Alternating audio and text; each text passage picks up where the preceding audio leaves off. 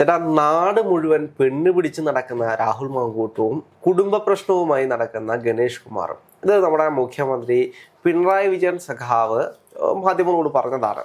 യഥാർത്ഥത്തിൽ അങ്ങനെ തന്നെയാണോ? യഥാർത്ഥത്തിൽ പെണ്ണ് പിടിയന്മാരെ കൊണ്ട് നടക്കുന്ന പാർട്ടി എന്ന് ആക്ഷേപം CPM-ന് നേരെയും ഉന്നയിക്കുന്ന ഒരു സാഹചര്യത്തിൽ ഈ ഗണേഷ് കുമാറിനെ പ്രൊട്ടക്ട് ചെയ്യുന്നത് അത്ര ശരിയായിട്ടുള്ളൊരു നിലപാട് തന്നെയാണോ?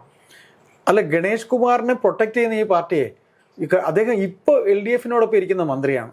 നേരത്തെ ഉമ്മൻചാണ്ടി സാറിൻ്റെ കൂടെയുള്ള മന്ത്രിസഭയിൽ ഇരുന്നപ്പോൾ അന്ന് ഇവർ തന്നെയല്ലേ അന്ന് പറഞ്ഞത് ഈ ഗണേശന്റെ സ്ത്രീ വിഷയ പ്രശ്നവുമായി ബന്ധപ്പെട്ട് അദ്ദേഹം ഒരു സെക്കൻഡ് പോലും ഇരിക്കാൻ യോഗ്യതയില്ലാത്ത അന്ന് സരിതയായിരുന്നു വിഷയം.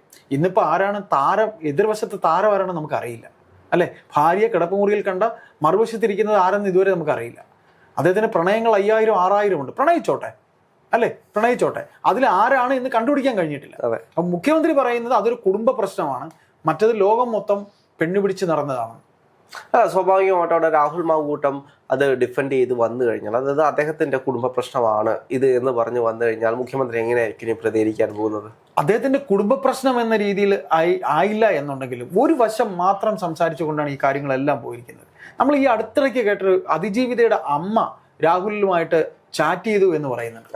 ഇതെല്ലാം ഒരാള് മാത്രം വിചാരിച്ചുണ്ടായ വിഷയമല്ലല്ലോ. ഒരു കൈ മാത്രം വീശിയ ശബ്ദം കേൾക്കില്ലല്ലോ, മറുവശം കൂടെ വേണമല്ലോ. അല്ല, സ്വാഭാവികമായിട്ടും ആ വിഷയങ്ങൾ നമ്മൾ നോക്കിക്കഴിഞ്ഞാല് രാഹുൽ മാങ്കൂട്ട് അവിടെ മാരീഡ് അല്ല, ബാക്കി അതുമായി ബന്ധപ്പെട്ടിട്ടുള്ള ആളുകളെല്ലാം മാരീഡാണ്. അതെ, അങ്ങനെ കുറെ വിഷയങ്ങളുണ്ട്. അതുകൊണ്ട് തന്നെ രാഹുലിനെതിരെ ലൈംഗിക ആരോപണ കുറ്റം ചുമത്താൻ കഴിയില്ല എന്നുള്ള വാർത്തകൾ നമ്മൾ കണ്ടതാണ്. അപ്പോൾ ഇത്തരത്തിലുള്ള ഒരുപാട് കാര്യങ്ങൾ നമ്മുടെ മുന്നിലുണ്ട്. പക്ഷെ അതിനൊക്കെ അപ്പുറത്തേക്ക് ഒരു നിയമസഭയിലേക്ക് ഒരു ധാർമ്മികതയാണ് അവിടുത്തെ വിഷയം. ധാർമ്മികത വരുന്നൊരു വിഷയത്തിൽ പോലും രാഹുൽ മാങ്കൂട്ടത്തിനും ഗണേഷ് കുമാറിനും എന്തുകൊണ്ടാണ് രണ്ട് നീതി വരുന്നത്? അല്ല, രണ്ട് നീതി എന്ന് പറയുന്നത് രാഹുലെ നമ്മളിപ്പോൾ നോക്കുമ്പോഴേ ആ രണ്ട് നീതി കാണിച്ചത്, ഒന്ന് ഈ പറയുന്ന പോലെ ഈ മുകേഷിന്റെ വിഷയം ഉണ്ടാകുമ്പോൾ രാഹുലിന്റെ വിഷയം അന്ന് പൊങ്ങി വന്നിട്ടില്ല. മുകേഷിന്റെ വിഷയം ഉണ്ടാകുമ്പോൾ രാഹുലിന്റെ വിഷയം പൊങ്ങി വന്നിട്ടില്ല. പിന്നെ മുകേഷിനെ സംബന്ധിച്ച് ഹേമ കമ്മിറ്റി റിപ്പോർട്ടുമായി ബന്ധപ്പെട്ടുള്ള വിഷയമാണ് മുകേഷിന്റെ അത് വന്നത് അല്ലെ. അപ്പോൾ മുകേഷിന്റെ അത് വന്നു എന്നുണ്ടെങ്കിലും ഈ പറയുന്ന രീതിയിൽ നിരവധി പേരുടെ പേരൊന്നും വന്നില്ലായിരുന്നു. ഇതൊരു വെൽ ടാർഗറ്റഡ് പ്ലാൻ തന്നെയായിരുന്നു. രാഹുലിന്റെ കേസ് എന്ന് പറയുന്ന ഒരു കാര്യം എനിക്ക് തോന്നുന്നത് ഇത് വീണ്ടും ചർച്ചാ വിഷയമാക്കാൻ വേണ്ടി. പക്ഷേ ഇന്ന് മംഗളം പത്രത്തിൽ ഒരു വാർത്തയുണ്ട്. നമ്മുടെ ഒരു സുഹൃത്ത് ഫേസ്ബുക്കിൽ അത് പോസ്റ്റ് ഇട്ടിട്ടുണ്ട്. അദ്ദേഹം ജബി പോൾ എന്ന് പറഞ്ഞ റിപ്പോർട്ടറാണ്. അദ്ദേഹം മംഗളത്തിലെ സീനിയർ റിപ്പോർട്ടറാണ്.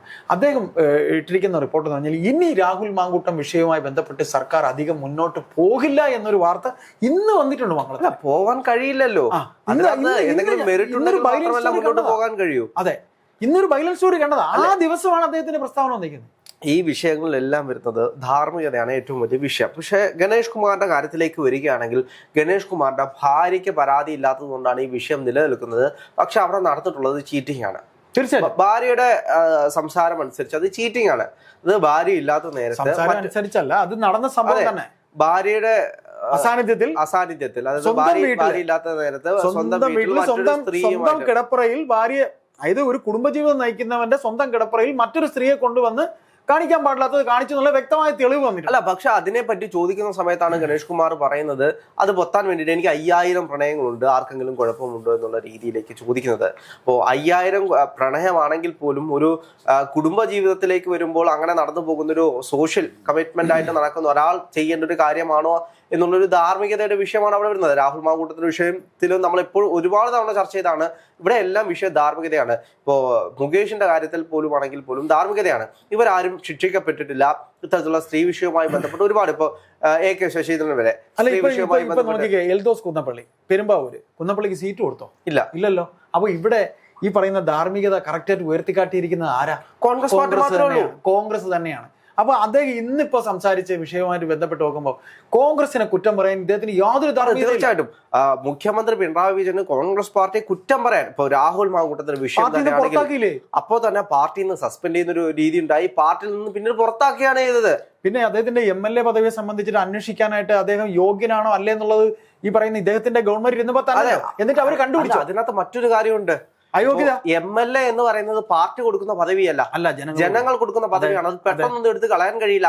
അവിടെ ജനാധിപത്യപരമായിട്ട് കുറെ കാര്യങ്ങളുണ്ട്. അപ്പൊ ഇവിടുത്തെ കോടതിയും മറ്റ് സംവിധാനങ്ങളുമാണ് തീരുമാനിക്കേണ്ടത്. അയാൾ MLA ആയിട്ട് തുടരണമോ വേണ്ടോ എന്ന് തീരുമാനിക്കേണ്ടത് ഇവിടുത്തെ സംവിധാനമാണ്. ആ സംവിധാനം കൈകാര്യം ചെയ്യുന്ന ആരാണ്? ഇവിടുത്തെ ഈ പിണറായി വിജയൻ സഖാവ് തന്നെയല്ലേ? സഖാവ് ഇവിടെ കിടന്ന് എല്ലാവരോടും പറഞ്ഞു പരാതി ഉണ്ടെങ്കിൽ കൊണ്ടുപോവാ എന്നത്. പിന്നീട് ഇവിടുത്തെ മാധ്യമങ്ങൾ മാത്രം കുറച്ച് ചാറ്റുകൾ പുറത്തുവിടുന്ന ഒരു സാഹചര്യം ഉണ്ടായി. അത് പിന്നീട് മാധ്യമങ്ങൾ തന്നെ വഷളാക്കിയിട്ടാണ് പരാതിയുമായിട്ട് ആ പെൺകുട്ടി പോകുന്നത്. എന്നിട്ട് ആ പരാതി എവിടെ പോയി? ആ പരാതി ഇപ്പൊ എന്താണ്, ഏത് അവസ്ഥയിലാണ്? രാഹുൽ മാങ്കൂട്ട് ഇപ്പം പുറത്ത് തന്നെയാണ്. നമുക്ക് എല്ലാ ദിവസവും അദ്ദേഹത്തിനെ കാണാൻ കഴിയും. അദ്ദേഹം പുറത്ത് പാർട്ടി പരിപാടിയുമായി ബന്ധപ്പെട്ട് പലയിടങ്ങളിലും നമ്മൾ അദ്ദേഹത്തിനെ കണ്ടു എന്നുള്ള വാർത്തകളൊക്കെ നമ്മൾ കണ്ടതാണ്.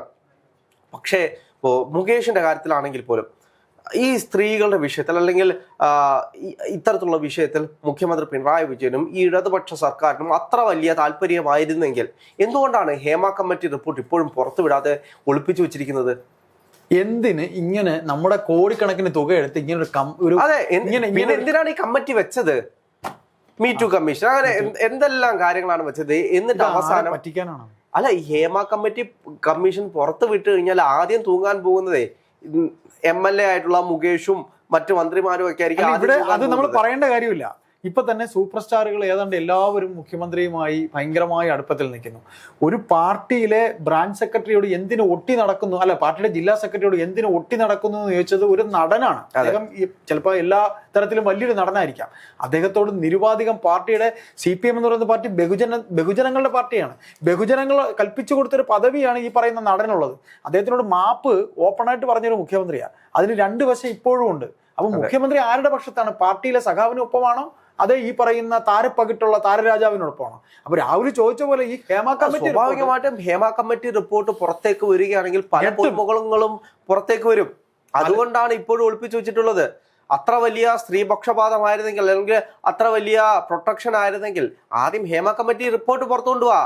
അതിജീവിതയ്ക്കൊപ്പമാണോ അതേ അവനോടൊപ്പമാണോ എന്ന് വെച്ചാൽ ഈ കപ്പ് ഞാൻ അറിയാതെ എന്റെ കയ്യിൽ എടുത്ത് തന്നെന്നാണ് ഇപ്പൊ അദ്ദേഹം. അതെ, അപ്പൊ കള്ളങ്ങൾ ഓരോന്നിട്ട് പൊളിഞ്ഞു വരികയാണ്. അല്ല, സ്വാഭാവികമായിട്ടും ഈ വിഷയങ്ങളിൽ ഇപ്പോൾ മുഖ്യമന്ത്രി പിണറായി വിജയൻ ഇത് ചുമ്മാ അതൊന്നും മാധ്യമങ്ങളുടെ മുന്നിൽ വന്ന് പറഞ്ഞതല്ല. അല്ല, തീർച്ചയായിട്ടും അത് കൃത്യമായി ലക്ഷ്യബോധത്തോടെ അദ്ദേഹം പറഞ്ഞതാണ്. അടുത്ത ദിവസങ്ങളിൽ ഇത് ചർച്ചയാകുമെന്ന് എല്ലാവർക്കും അറിയാം. ഇതിന്റെ അടുത്ത കമന്റുമായിട്ട് അടുത്ത ആളുകൾ അല്ല ഇതായിരിക്കും ചർച്ചാ വിഷയം. അല്ല, രാഹുല് നടന്ന് പെണ്ണ് പിടിച്ചതാണ് എന്നാണ് ഇന്ന് ഓപ്പൺ ആയിട്ട് പറഞ്ഞത്. ഒരു കുടുംബ പ്രശ്നം എവിടെ നിൽക്കുന്നു, നടന്ന് പെണ്ണ് പിടിച്ച് എവിടെ നിൽക്കുന്നു. അതാ ഈ ഇലക്ഷനിൽ അടുത്ത കോൺഗ്രസ് ഇട്ട് അടിക്കാനുള്ള ഒരു അടിയാണ് ഇപ്പോൾ. എനിക്ക് സ്വാഭാവികമായിട്ടും തോന്നുന്നത് ഇതൊരു കുടുംബ പ്രശ്നമാണെങ്കിൽ ജനങ്ങളും അദ്ദേഹത്തിന്റെ കുടുംബം എന്ന് തന്നെയാണല്ലോ അദ്ദേഹം പറയുന്നത്.